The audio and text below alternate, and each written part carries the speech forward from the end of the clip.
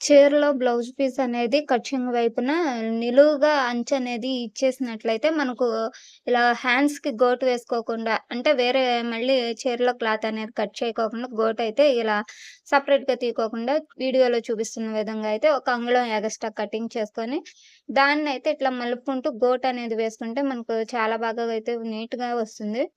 మనం వేరే క్లాతనేది గోటు మళ్ళీ వేరే కట్ చేయకోకుండా ఈ విధంగా అనమాట. శారీలో చూసారా ఎంత నీట్‌గా అయితే వచ్చేసిందో. ఇప్పుడు ఈ ఖర్చనేది కనిపించుకోకుండా ఒకవైపు ఇలా లైనింగ్‌కి ఈ విధంగా ఒక అంచనేది ఫోల్డ్ చేసుకొని, ఈ ఫోల్డింగ్ పైనే వచ్చేటట్టుగా మనకు ఖర్చులు బయటకి కనిపించకుండా ఇలా అయితే పై వైపుకు పెట్టేసేసుకొని, మనమైతే స్టిచ్ చేసేసాము అంటే మనకు మామూలుగా గోటు ఎలా అయితే జాయిన్ చేసామో అలాగే సేమ్ అయితే ఉంటుంది. ఇలా టాప్ స్టిచ్ అయితే పైన ఇంకొక లైన్ వేసుకోవాలి.